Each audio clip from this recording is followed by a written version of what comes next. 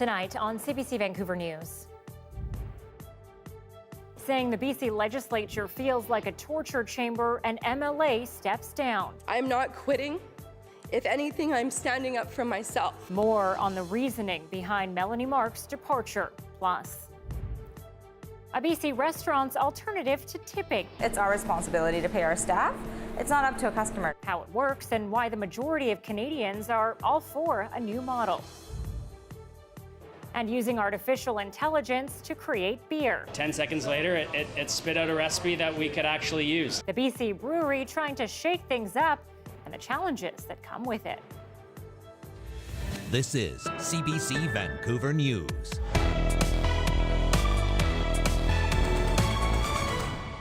Good evening and thanks for joining us. I'm Anita Bathe. We begin tonight with some harsh words from one BC MLA as she resigned from provincial politics today. Melanie Mark, the first First Nations woman to serve as a cabinet minister, called the legislature a torture chamber, a place that fundamentally resists the urge to do things differently. Mira Baines has more on her experience and what she accomplished. True to her spirit, Melanie Mark wore her grandfather's beaded moose-skin coat and didn't hold back after her goodbye speech to the BC Legislature. I did not have an easy life. I did not really actually have a childhood, like a lot of trauma in my life, and that made me a good advocate. But right now I'm advocating for my daughters. Mark grew up in poverty. She says her mother had substance abuse issues and ended up homeless in the downtown east side. She also spent time in foster care. Today, surrounded by family, including her mother and two teenage daughters, she made her priorities clear. My kids get one chance at a childhood, and Michaela and our family are going through some medical challenges right now. Learning that I had ADHD means a lot of people misunderstand me. Mark was first elected in 2016, serving as Minister of Advanced Education Skills and Training and then Tourism Minister. Last September, she resigned her post as Tourism Minister, citing medical reasons. When the planned $1 billion Royal BC Museum redevelopment was announced, then cancelled, Mark bore the brunt of the criticism. Women get it worse from the opposition. Women in question period get it worse than men. That's the bottom line. Today, the 47-year-old held an eagle feather as she spoke to the legislature and called out colonialism and its influence. This place felt like a torture chamber. I will not miss the character assassination. She thanked former Premier John Horgan for his support, as well as current Premier David Eby. The stress and the strain of the demands on Mel have been profound, and it is a reminder to all of us that we need to keep doing better because her voice is needed here. Mark was the first one in her family to get a post-secondary education. One of her proudest accomplishments was waiving tuition fees for former youth in care during her time as Minister of Advanced Education.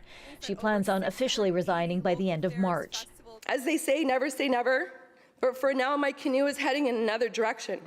She says she'll continue to raise her voice for the vulnerable, for children and missing and murdered women. Mira Baines, CBC News, Victoria. And coming up later in our show, we'll have a live interview looking deeper at the challenges for women in politics.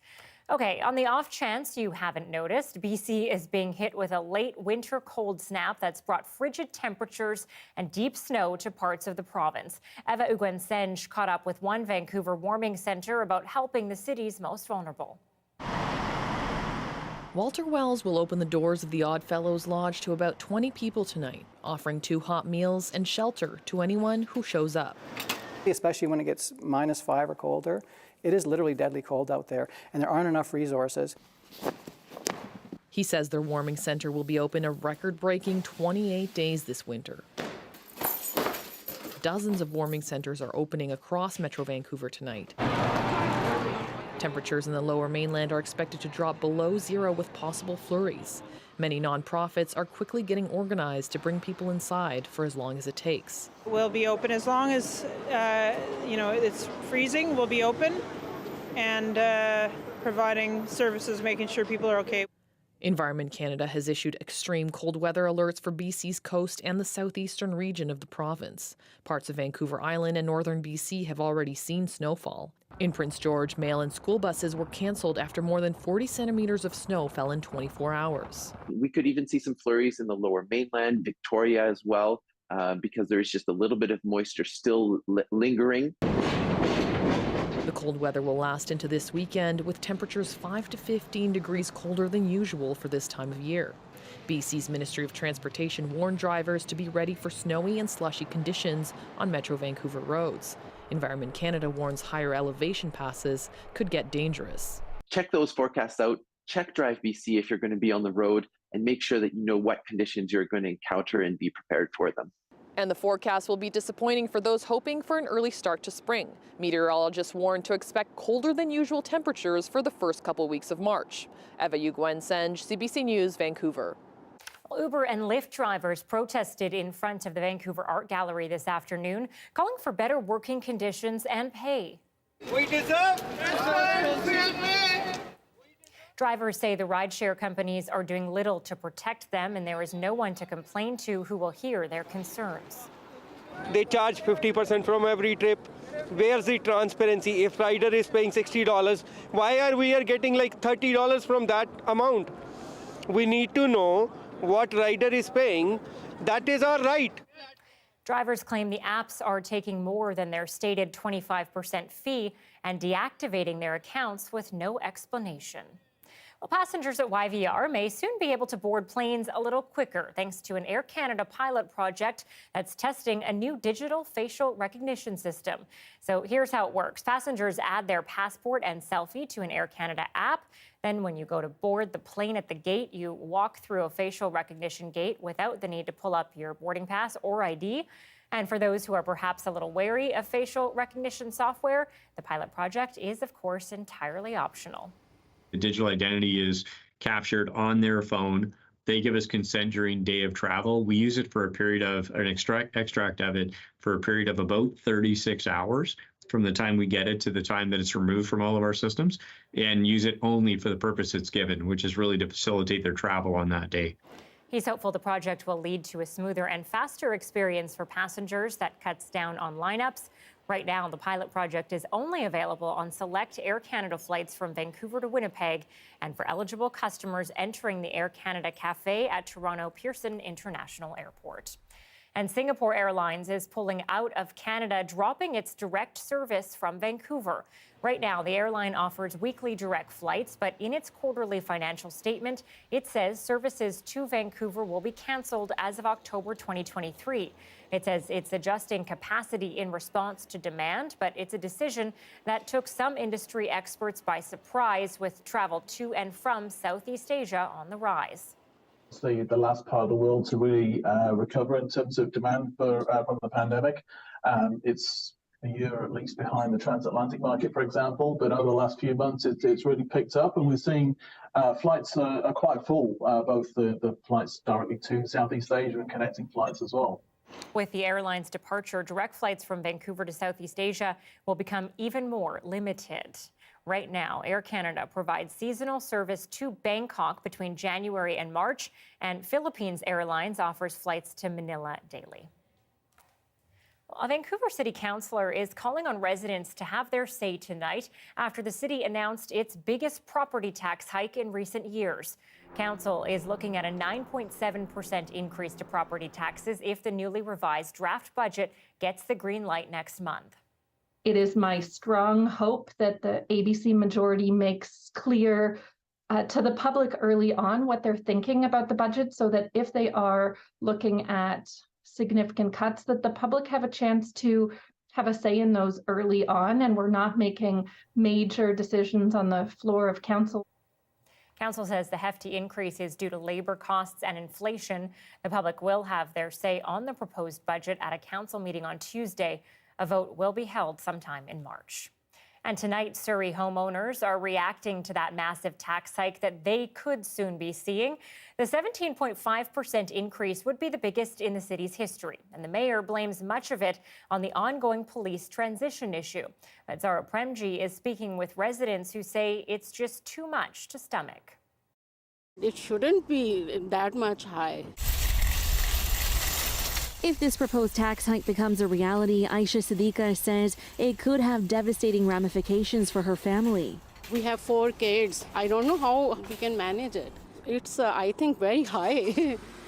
I don't do any job. I'm a homemaker. My husband only doing job. So I think it's very hard for him. Over the weekend, the city of Surrey quietly unveiled its proposed tax increase of 17.5%, leaving some homeowners worried. Business leaders are also warning about a potential ripple effect if passed. For businesses, that means a decision about hiring staff, about investing in capital assets, maybe even staying in Surrey. Huberman says increased tax hikes are already something many are facing in this city. They have faced as high, in some cases, 150% of a tax increase each year in the past 3 years. That's unacceptable. That's unsustainable. And so the business community is just really exhausted right now. And not all in the city are fully on board. This is one option that we have. I think we need to explore other options. I can tell you my wife doesn't like it. It is very, very steep. And again, like I've said before, there are other options that we need to look at. Councilor Bose says it's a price that will likely have to be paid based on the condition the city was left in when the new mayor moved in. But one thing I'm not willing to do is reduce services or delay the construction of infrastructure, adding to further budgets down the road. But that's cold comfort for this mother who says her family may have to move again, and this time out of the Lower Mainland. Definitely it's unfair. The city of Surrey says now that a proposed budget is on the table, a public consultation will take place early next month with hopes of finalizing the budget by the end of next month. Zara Premji, CBC News, Surrey. Well, Federal Minister of Defense Anita Anand was in Vancouver today to talk shipbuilding, but instead she was bombarded with questions about the suspected Chinese weather balloon recently shot down over the Yukon. This comes as new reports of suspected monitoring buoys were detected in the Arctic by the Canadian military. Anand would not speculate whether the debris collected in the Yukon by the U.S. government was spy technology.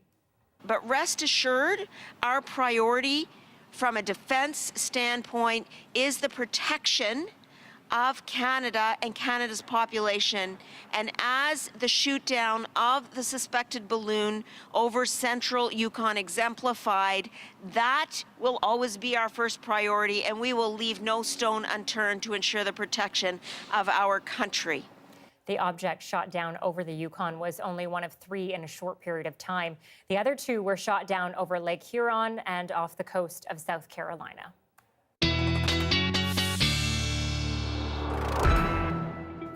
Meteorologist Johanna Wagstaffe joins me now. The person everybody wants to talk to, Joe. People are complaining. It's really cold. It's really cold. How long is it going to last? And does it end with snow? And the answer to most of those questions is yes. And we really saw that Arctic air move in today, Anita. I want to take you through the time lapse because it was a beautiful but crisp start to the day. You can see that fresh, very light dusting on the local mountains. We actually saw it down to about 100 meters last night. Some blue sky to start the day, some alto cumulus out there, and you can see the shadows on the city, but also some flurries being reported right across Metro Vancouver and steadier snow for the east side of the island. It's still happening as we speak. Wanted to show you the current temperatures. We're down at a -1 for YVR. We didn't get much above 1 or 2 degrees. -3 over in Nanaimo and a -2 for Abbotsford tonight. And temperatures are going to get even colder tomorrow night. That will be our coldest night. Take away another 5 to 7 degrees for tomorrow's overnight temperatures. This is a live look at the radar. All of this purple is snow. There's still some lingering moisture thanks to a swirling storm just south of the border. Most of it is happening between sort of Fanny Bay, Nanaimo, and Duncan, but we are catching a few flurries here in Metro Vancouver. So the snowfall warning's in place for the island. Anita already looking at a special weather statement, though, for Prince George for that snow. We're all watching on Saturday, and it will work its way down to Vancouver. So I'll tell you what I know coming up. Yeah, some of the pictures from Prince George have been pretty crazy. Thanks, Joe. You're welcome. Well, today is Pink Shirt Day, an annual event aimed at inspiring people to stand up against bullying. A special ceremony was held at the BC Legislature. Students, politicians, and community advocates were in attendance. That includes Carol Todd, the mother of Amanda Todd, who was the victim of online sextortion. Now, Carol spoke about cyberbullying and tools to report incidents anonymously. Her daughter died by suicide in 2012 after being tormented online for years. When we talk about bullying, cyberbullying, we are talking about meanness and online meanness and online cruelty, something which my daughter experienced. And if she were here, she would be talking about how it felt, what it looked like, and what probably should be done about it. Pink Shirt Day started in 2007 after a young student in Nova Scotia was threatened for wearing a pink shirt to school. 2 fellow students noticed this and worked with school staff to fundraise and distribute pink shirts to stand with the victim. Now, the last Wednesday in February marks a day for people to join together in support. Well, it's a joke you hear all too often these days. Robots come in to take our jobs. But a Victoria Brewing Company has embraced the recent advances in artificial intelligence, asking one piece of software to create its latest craft beer. Whistle Boy Brewing Company recently unveiled its new Robo Beer, which was created using a recipe generated by AI. The team asked ChatGPT to create the recipe as well as the beer's description, a move that caught some customers off guard. It was entirely created by artificial intelligence. What? Actually? I had no idea. That's amazing. But now I really want to try it. I thought it was fantastic. Definitely didn't know it was created by like an AI, but it was a very lovely beer. That said, the brewers stopped just short of giving ChatGPT all the credit. They say the original recipe contained 10 times the necessary hops, which their team caught. Chalk it up to computer error. A long-running martial arts club in Richmond is celebrating a big milestone this year. Steveston Judo Club has been in the community for 70 years. Our Steve Jung stopped by to see how the club practices and to chat with some members who have been there since it opened.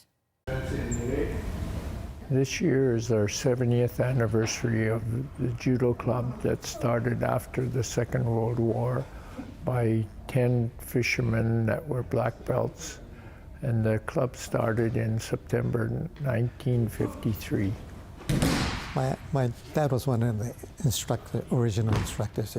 He started teaching us as a little kid. The goal was that, for us kids, there wasn't too many things to do. So I think they got together and said, oh, let's try to, before the war, there was a big club here. We were the outsiders sort of thing. This was about the only thing that was really unique to us, I guess. It was really hard for us to join in, anything like even baseball, soccer, and stuff like that. So that's one of the things that we were kind of looking forward to. Now we have mats on the floor here.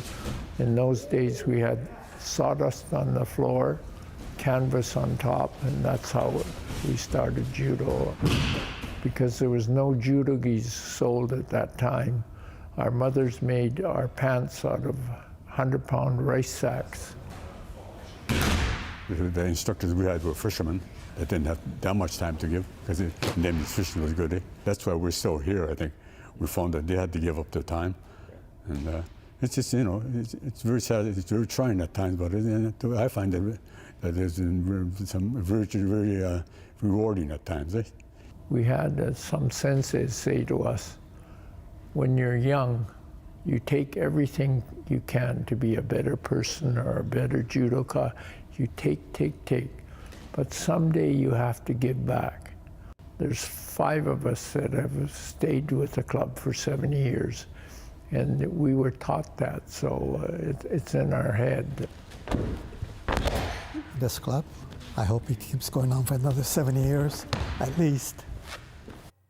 Yeah, I'm sure the community hopes for that as well. All right, switching gears a little bit, with the rising cost of food, British Columbians are feeling the pinch when dining out. Many say they've reached the tipping point with tips. Reporter Sophia Harris now on a growing alternative to tipping that some customers are eating up. At this Vancouver restaurant, customers are asked not to tip their servers. Oh, wow, okay. Some are caught off guard. So then the no tipping policy? We're just a no tipping restaurant. Co-owner Priscilla Dio says servers signed on to the policy because they earn well above minimum wage and have full benefits. And those costs have been factored into the menu prices. As business owners, it's our responsibility to pay our staff. It's not up to a customer to pay our staff. It's a concept that many customers would like to catch on. According to a new survey, 62% of Canadians polled said they're feeling pressured to leave bigger tips, and the majority would prefer a no-tipping, all-inclusive model. So it provides a lot of certainty for us when we're coming out to eat. It's really great that servers can get paid a fair wage apart from having to rely on tips. Several Canadian restaurants have adopted the no-tipping model, but experts say don't expect to see it on menus across the country. It's really idealistic to think that somehow Canada can convert to a non-tipping culture like Japan or like Scandinavia. It is so deeply entrenched in the way we think of the hospitality experience. And a macchiato. At this Toronto cafe, some customers are stuck on traditional tipping. I feel that people should be allowed to tip accordingly with how the service is. And then I'm going to just clear these. The owner supports the no-tipping model, but isn't ready to serve it up because, she says, boosting wages would mean higher menu prices. Inflation has already driven up restaurant prices by 8% this year alone. My worry is that people would come in and say, I don't want to pay $15 for a breakfast sandwich. I'm going to go to the place where I can pay $11 and choose 10% tip. So, for now, it appears tipping remains on the table at most Canadian restaurants. Sophia Harris, CBC News, Vancouver. This place felt like a torture chamber. Explosive allegations out of the legislature today in BC. Melanie Mark, the first First Nations woman to serve as cabinet minister, calling out colonialism and sexism she says she experienced. More on her resignation with a live interview after the break.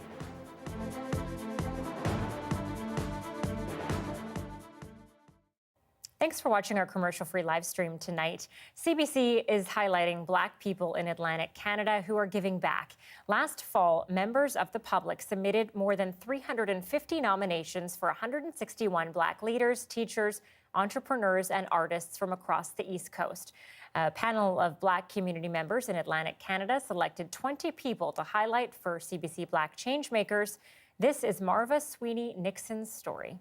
I feel it's important to advocate for people because I feel I'm somewhat privileged in my position now as a professor and as an associate vice president research. So I have a voice, and it's really important to me to use my voice to affect some change. My name is Dr. Marva Sweeney-Nixon, and I live in Prince Edward Island in a community of Stratford, and I work in Charlottetown, PEI, and I'm a Black changemaker. I joined a few years ago the Canadian Black Scientists Network. They promote science to Black students and scholars. They promote the work of Black scholars. Really, there aren't very many BIPOC or Black scientists at UPEI. So you can feel, it can be lonely and you can feel alone, so it's nice to feel part of a group and a large group. So it's nice to belong, and it's really important that we have that representation. So I think for younger Black people, I think it's important to see yourself in people. It gives you some value and some confidence and maybe some inspiration. I like to maybe inspire or motivate people. It gives you a sense of something that you can achieve. The injustices that I see can be subtle. It could be things like unconscious biases, where BIPOC students might be viewed as not as capable as non-BIPOC students. That might show up in how they're treated, or expectations people have for them in terms of their academic successes. I feel as if we're maybe getting a little bit better in some regards, but I feel as if also we have a way to go when it comes to that.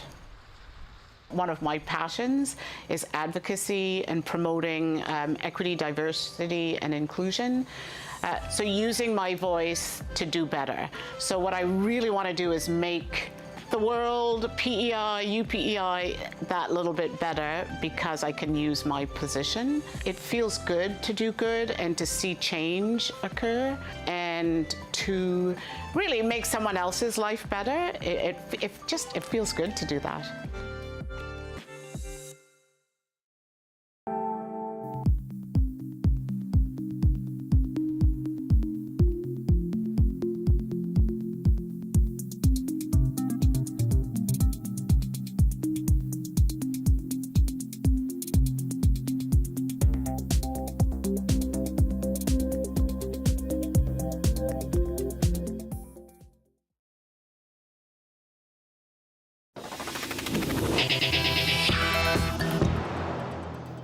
Back to our top story now. Melanie Mark, the first First Nations woman to serve as a BC cabinet minister, delivering a blistering resignation speech in the legislature today. Mark broke into tears and pulled no punches, describing her experience in provincial politics. Holding an eagle feather and wearing her grandfather's beaded moose skin coat, Mark called the legislature a torture chamber and says she won't miss what she describes as character assassination. I'm a highly intelligent person. Extremely intelligent, actually. And I'm proud of that, and it made me a good advocate. But the nastiness from white men in here is awful. I put up with enough abuse in my life. The torture chamber part is this stereotype that other people have to start doing is stop treating us like we're a whole bunch of angry Indians.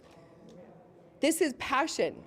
Passion for justice. Passion for better conditions for my people.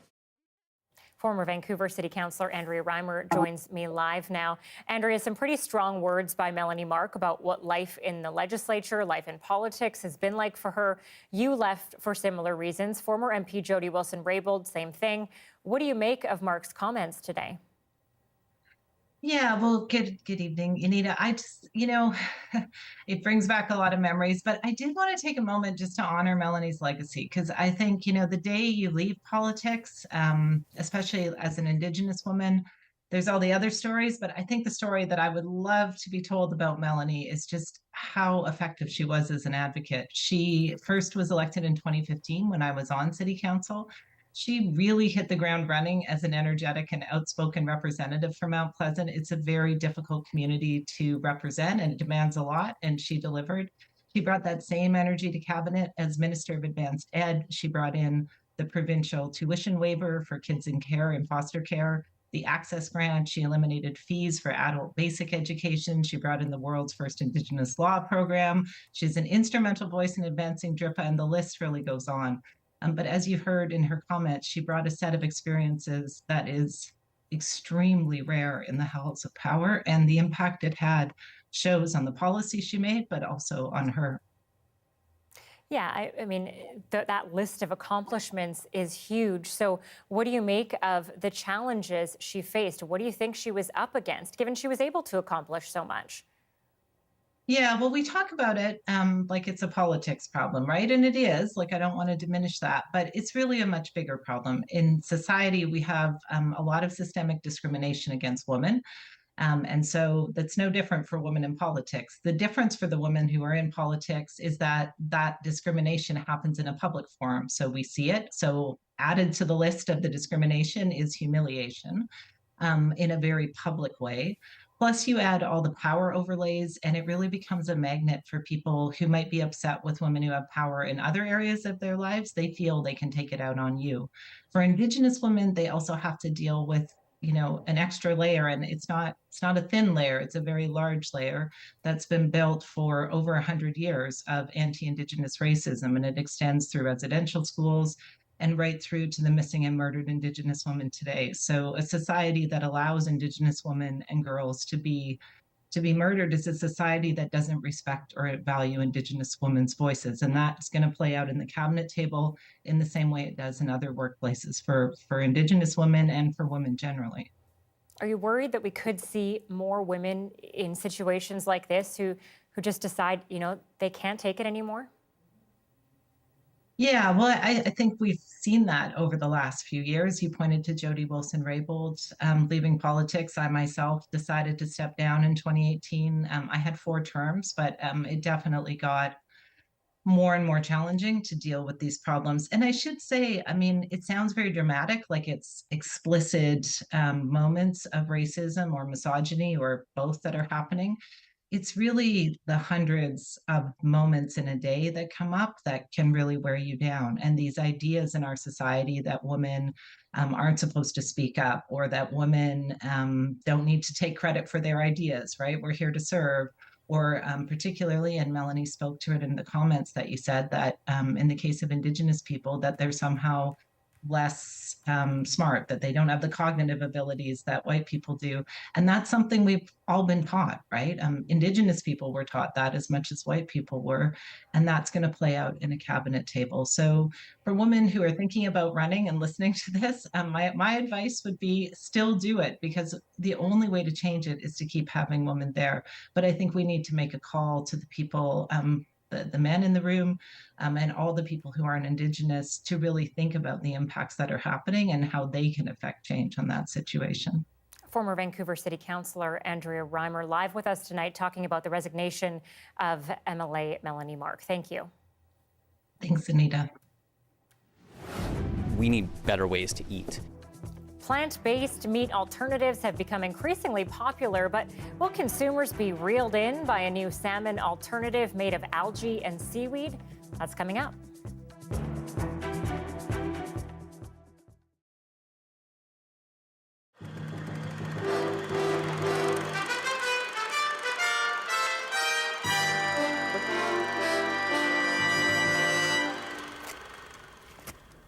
You ready?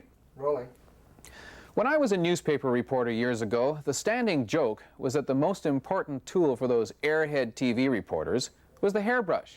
Well, of course, nothing could be farther from the truth. How's my hair? Is it okay? Yeah, it's fine, Fred. Anyway, you get the impression that TV reporters are more concerned with looks than anything else. Well, in broadcast news, our hero, our not-too-bright hero, a former sports reporter played by William Hurt, doesn't have to worry because he looks great. What do you do when your real life exceeds your dreams? Keep it to yourself.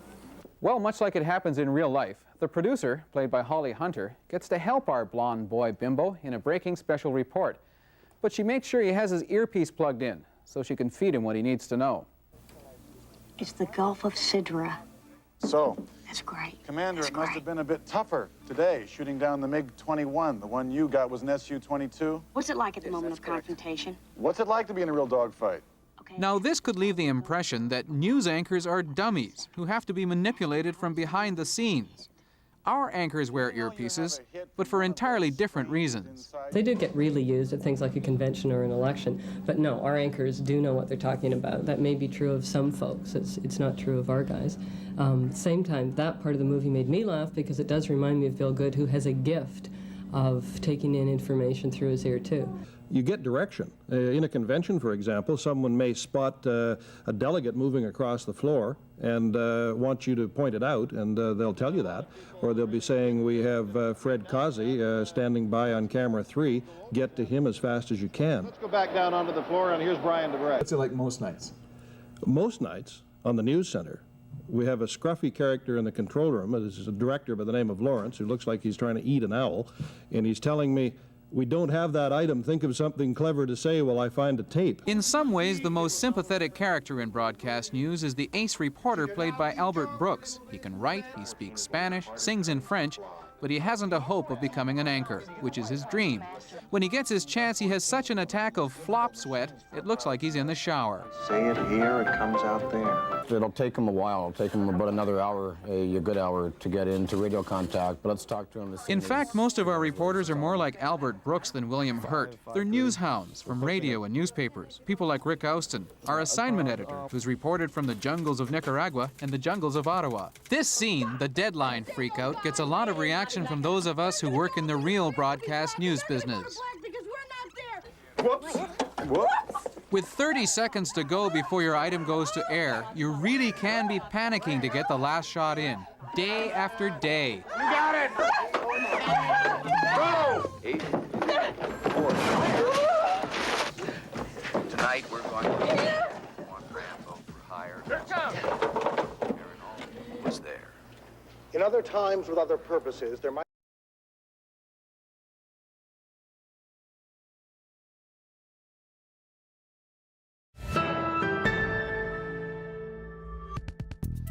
In restaurants and on grocery store shelves, another alternative food is coming your way. Canadian companies are betting that you'll develop a taste for plant-based seafood.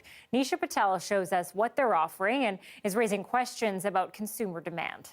So that's this. Coming to a dinner plate near you, seafood designed in a lab. We developed this new technology that allows us to basically create muscle fibers that are entirely made of plants. Chris Bryson is CEO of New School Foods, a Toronto startup betting its faux salmon will make a splash in the market for plant-based alternatives. You gonna try some too? Yeah, try it of with course. Me. Okay. Yeah. I'll go first. Okay.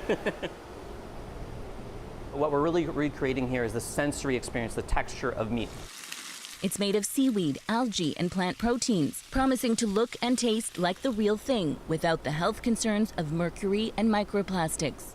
Bryson says it will also help customers make better choices for the environment. The oceans are super overfished, so it's very clear that we need better ways to eat.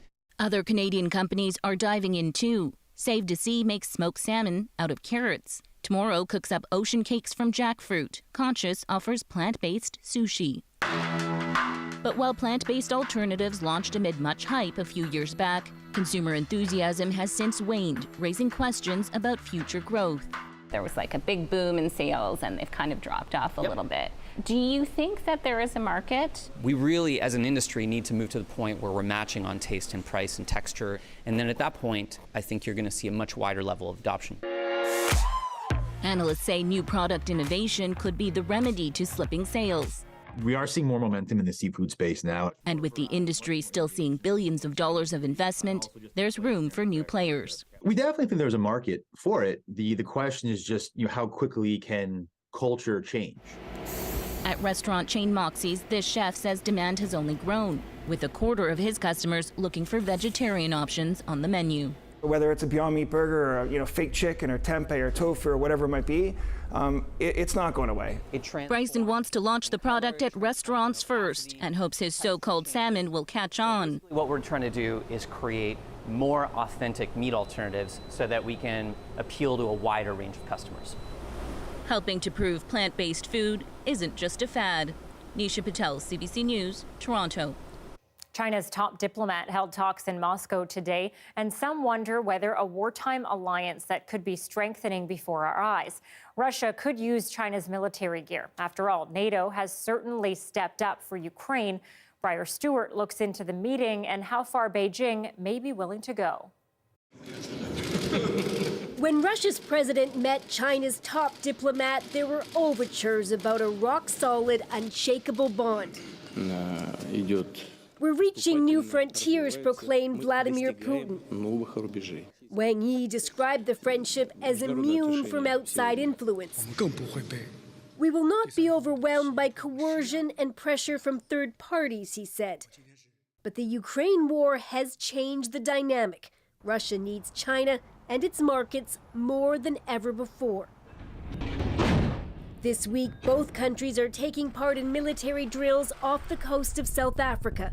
China has said it's neutral when it comes to Ukraine, but analysts say it's clear Xi Jinping doesn't want to see Putin fail.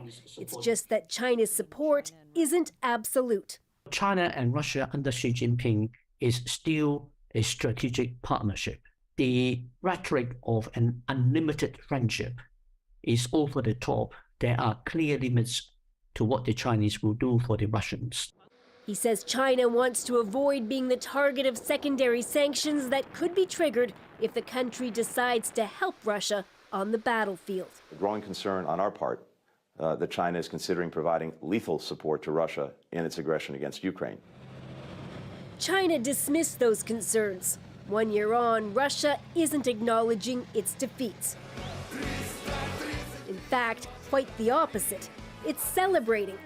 Putin! This patriotic concert was held to mark Russia's Defender of the Fatherland Day.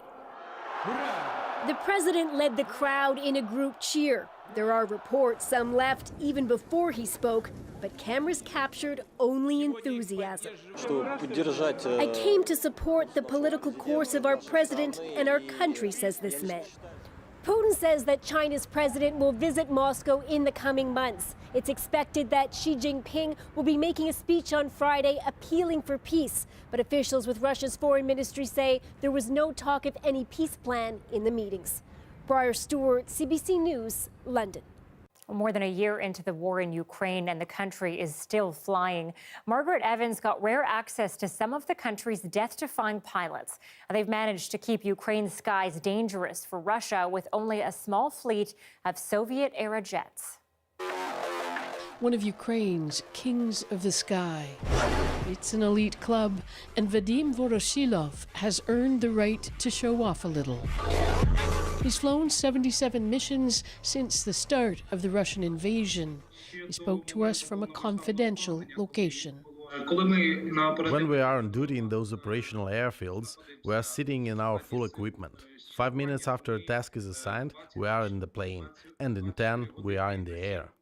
Last fall, Voroshilov steered his burning plane away from a city before ejecting, filming his descent in his parachute.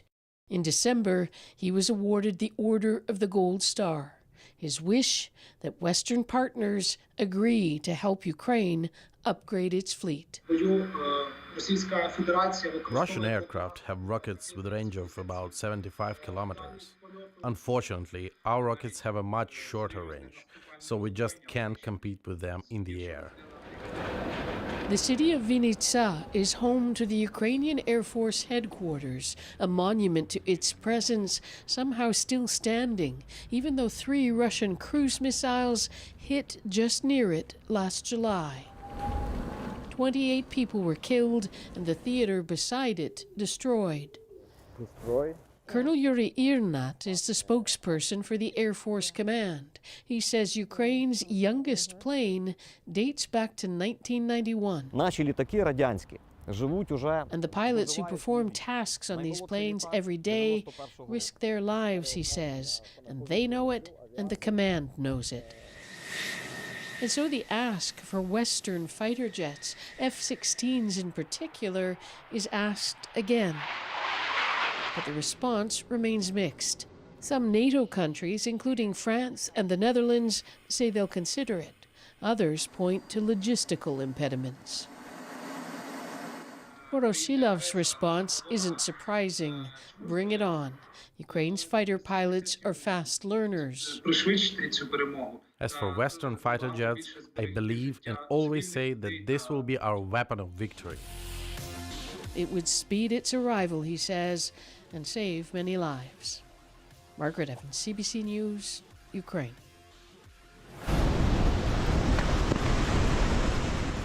You afraid of heights? Well, you might need to close your eyes for this one. Coming up, how an ice climber conquered his fears in BC.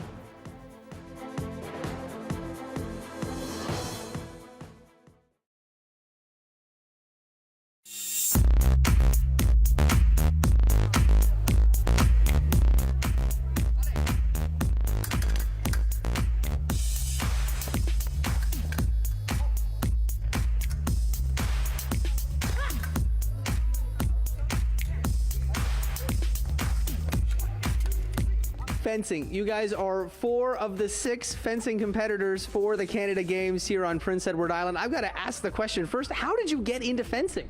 I just thought it looked cool, so I decided to come down one day, like I think 4 or 5 years ago, and like fell in love with it. Tell me a bit about the training. How often are you guys here at the Chiwan Sports Center?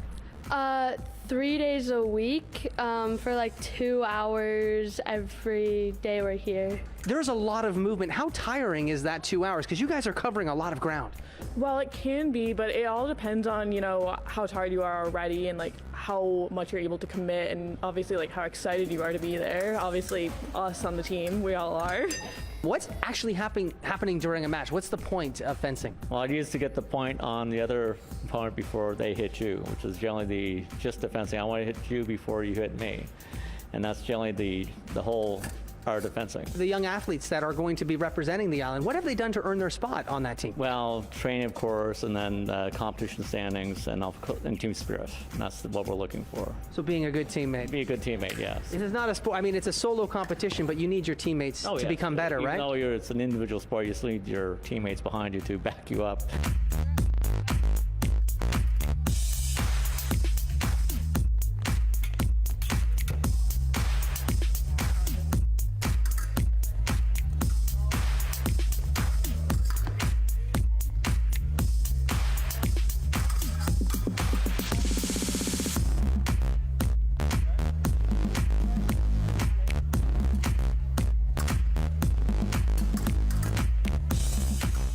Have you had a chance over the last few years to go to tournaments, or is this going to be really a big step up? I mean, we've gone to a couple tournaments off island. We do have experience at larger tournaments, but definitely nothing on the scale of Canada. So it should be interesting. What would you like folks to take away? What would you like folks to know about fencing? Well, I feel like when you come and watch it, it's kind of hard to understand at first, but I feel like if you just come and watch it and learn the sport, it is really interesting to watch, especially at our level when things like, when you get really high up, national level, things are so fast, it's hard to understand, but at our level where we're more intermediate, it's good to come down and watch us because it's a good place to understand and learn the sport.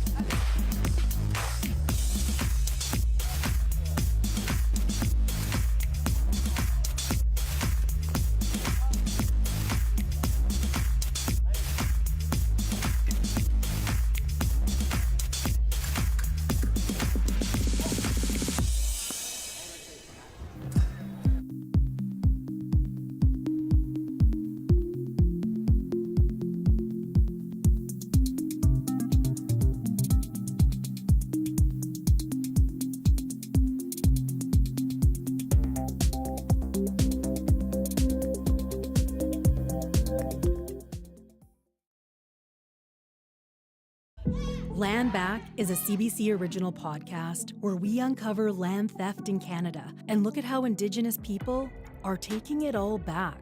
Land Back is out now on CBC Listen or wherever you get your podcasts.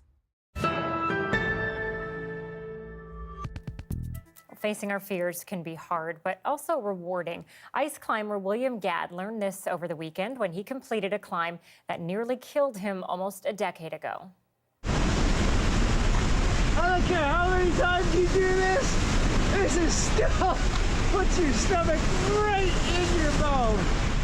This is moments after he climbed and rappelled Helmken Falls in Wellsgrave Provincial Park, a spectacular sight. Helmken Falls is also known in the climbing community as one of the most challenging ice climbs in the world.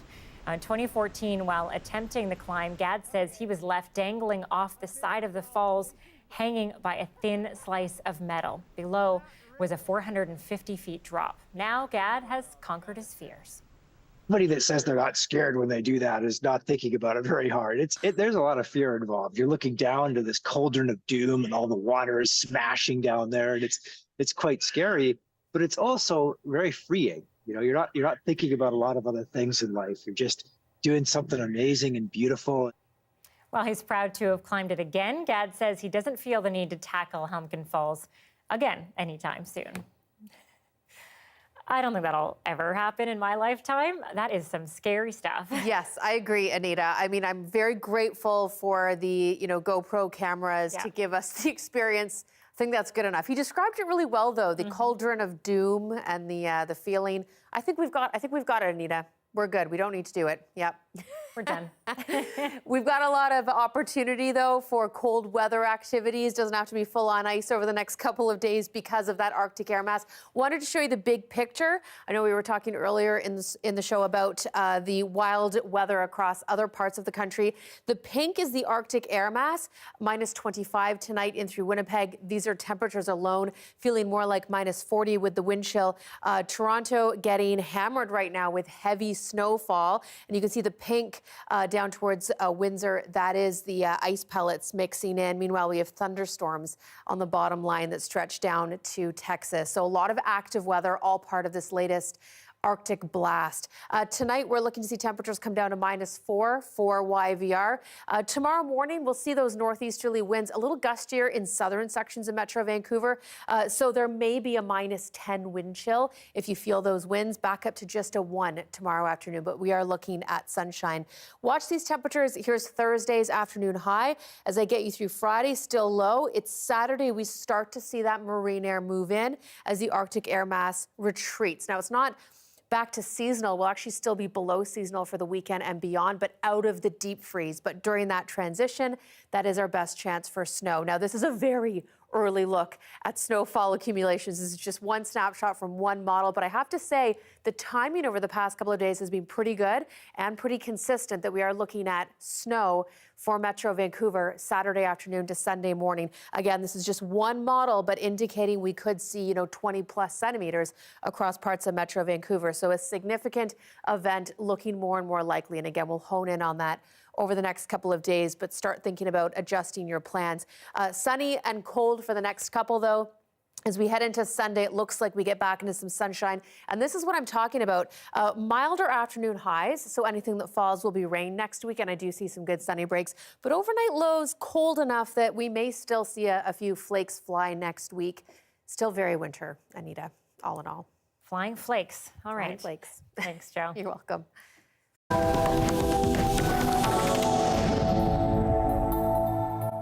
An Ottawa man has spent the last 3 years trying to bring relatives to safety in Canada. As Sophia Marnouch tells us, during that time, some of his Syrian family have lost nearly everything in 2 disasters, the Syrian war and the recent earthquake that has left them homeless. From his bakery in Orleans, Tariq Hijazi is in the middle of a video call with his brother-in-law, Mahmoud Masri. Masri's in a tent near the Syrian-Turkish border. His family lost their apartment in the recent quakes. The walls collapsed, pinning his wife under the rubble for hours. They were finally able to escape with their 2 young daughters.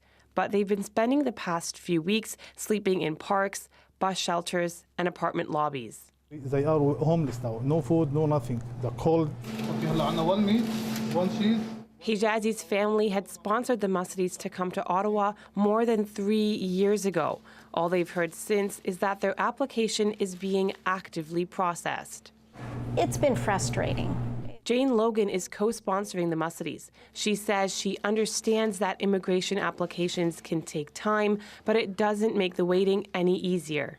When there's a much-loved family, you nonetheless feel a huge sense of urgency and also responsibility for their safety. So the older one is Sham. Hijazi's daughter Fadila says it's hard to see her baby cousins homeless since the quake, especially since they're ready to house them in Orleans and even have a job lined up for her uncle at this bakery. We're just waiting for them to come here, and then we can take care of everything else after that. All we need is a plane ticket to get them here. When asked if it would fast-track applications from people displaced in the quakes, Canada's Immigration Department told CBC it was watching the situation closely, and the earthquakes haven't delayed any applications. For now, people displaced in the quakes can request faster processing through the IRCC's urgent crisis form. The Hijazis have applied for that, and they're hoping they'll hear back soon. Sophia Marnouch, CBC News, Ottawa. Israeli troops carried out a rare daytime raid today in Nablus in the Israeli-occupied West Bank. As Emily Rose explains, Palestinians say when it was over, at least 10 people were dead and more than 100 injured. Another day of bloodshed in the Israeli-occupied West Bank after troops conducted a raid targeting what they said were militants responsible for plotting attacks against Israeli civilians and soldiers.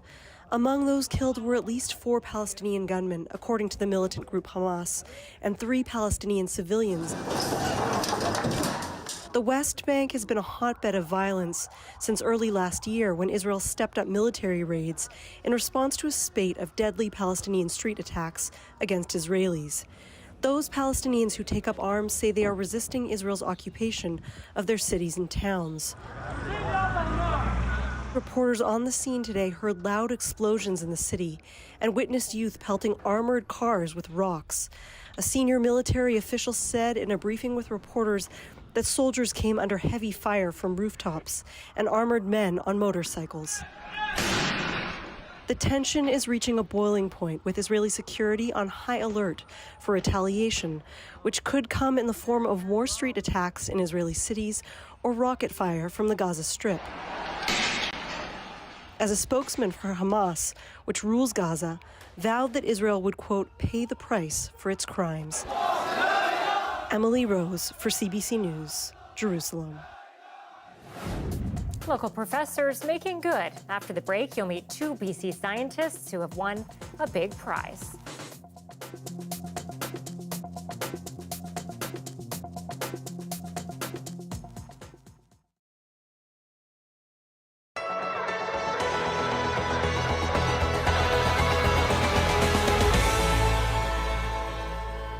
The hustle and bustle, along with thousands of powdered-filled donuts, can only mean one thing. It's Punchki Day.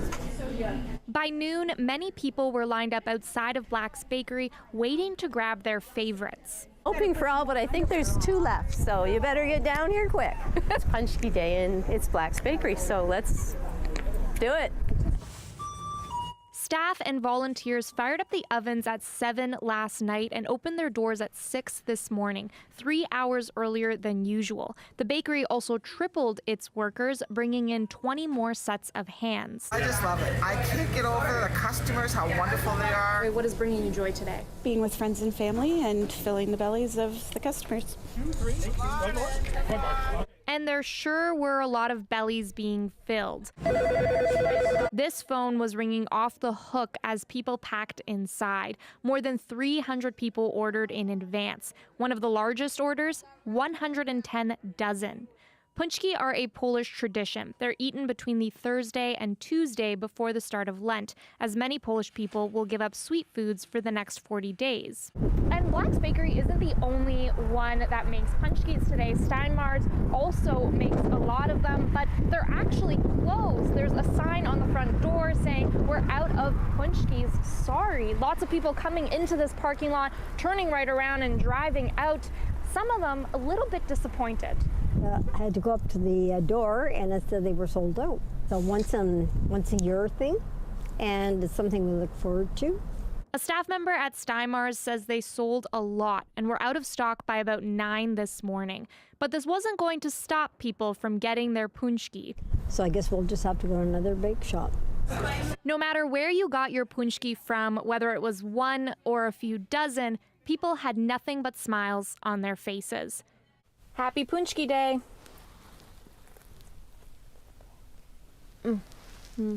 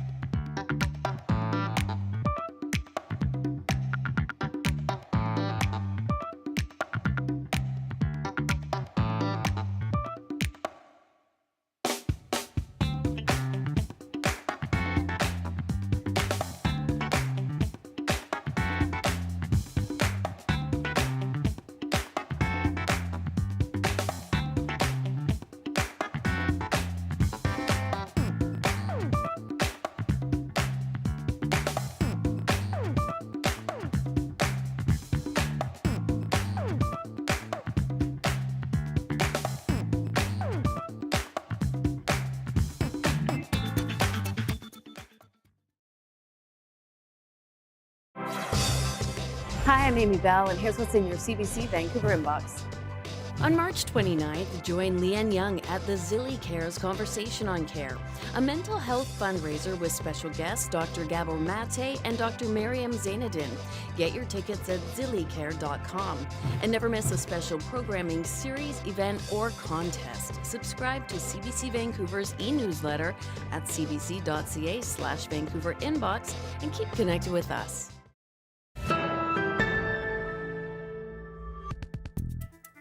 In the world of environmental research, two UBC professors, Dr. Rashid Soumaila and Dr. Daniel Powley, are being awarded the Tyler Prize for their battle against global overfishing.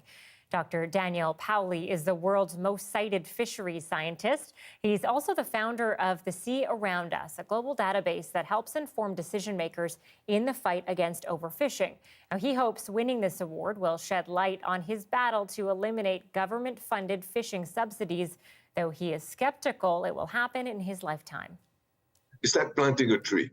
When you plant a tree, you will not necessarily get the fruit of anything, but you still plant a tree.